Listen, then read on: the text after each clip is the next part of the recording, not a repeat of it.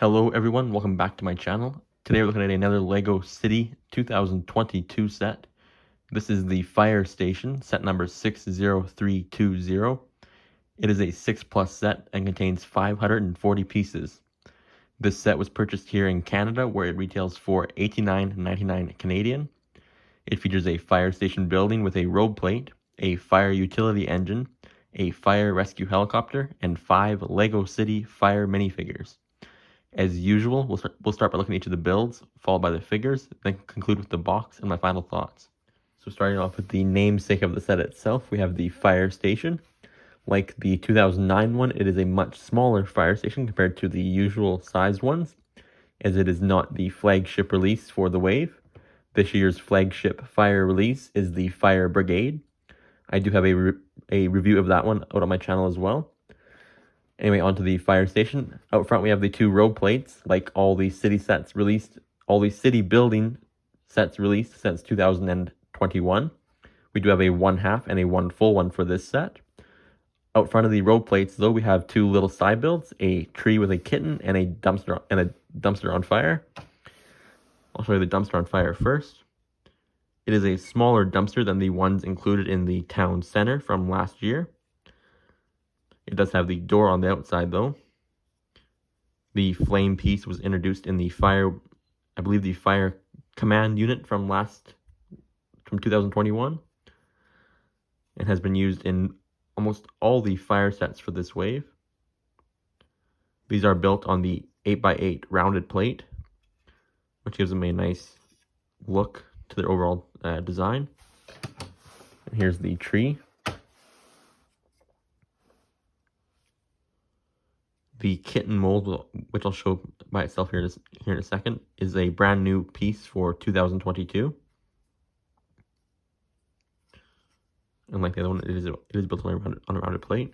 But yeah, here, the kitten mold is brand new for this year. It is featured in, I believe, 3 or 4 of these city sets.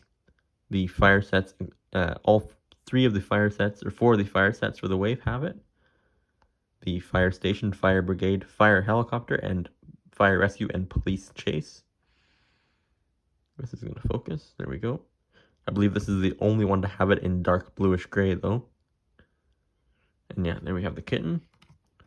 I'll take these off so we get a closer look at the building. So to look closer at the base of the building, camera down a little bit. So as usual, out front we have the road plates. They do have the stripe going in the middle, as well as the ramps on both sides. They do attach in 3 spots to the fire station. Out front of the fire station, we have the roll-up door for the fire truck. The truck from the set does fit in here quite well. It just rolls in like that. It is a little bit snug, as the truck itself is almost 8 studs wide with its extra width from the handlebars and the mirrors. But there's what it looks like. It does hang out the back of the building a little bit by about 2 studs. It's not terrible, but up top we have the helipad for the helicopter. It does lock somewhat into place with thanks to the use of these tiles. And we get that to sit in there, like so. It does stay in there pretty good. It does slide back and forth a little bit, though. There's what that looks like. On the front of the building, we have the main entrance, which uses the new 1x6, or the new double wide door piece, which in turn uses the 1x6x6 frame. These are brand new for this year, and I believe they're featured in almost all the city buildings from this wave, at least in this color. Off to the right side here, we have a fire pole. This is a very basic design compared to the previous renditions of it. It does work quite well, though. You can put a figure on this piece right here, and they can slide down. It is a very simple, but it works. I do like the texture they used for the windows on the upper levels. It adds a nice touch to the overall building. We do have a yellow stripe on the outside of the fire pole here, as well as a angled window piece. This was introduced in 2017 in the police wave. On the ground floor of the fire station, we have our main entrance, or main office. I'll zoom in a little bit to get a better look. We do have a slope piece with a sonar thing, I think is what it is. There we go. As well as a coffee cup off to the side. There's 2 or 3 of these in the set. The next level up, we have a gaming console for the firefighters with the Lego Worlds game, I believe it is, or a similar style game. It is a very basic room overall. It does have the game controller though, which is a printed piece. I believe there's 3 or 4 printed pieces in this set that I can think of off the top of my head. There could be more though. The next level up is the control office or the command post, or in some places the dispatch area. There is another sonar slope piece here. Take the chair out so you can see it. It is a printed piece as well. And then we have that. There is no way to access the fire pole from this top floor, however. There is these 2 steps on this side to access the fire helicopter instead. And then going up to the next level, there's the front of the top floor. Oops. We do have the lights here as well as the fire sign on the top. I believe this is a clear back sticker for this one. You can kind of see. I do like the silver and red texture used for the fire wave this year. It adds a nice touch compared to the previous years. And yeah, that's it for the fire station building. Next, we'll look at the fire truck. Our first vehicle in the set is this very nice looking fire utility truck. While a very simple design, it does feel like a very realistic looking vehicle. It does have the red, vibrant yellow, and dark bluish gray color scheme like the big rig from the fire brigade. This truck does feature the handlebars on the side as well as a storage compartment in the middle. I do like the added texture from the centerpiece here and the step below. It adds a unique touch to the overall truck. On the back we have our 1x4 brick with the fire emblem sticker. This is a clear back sticker onto the neon yellow piece.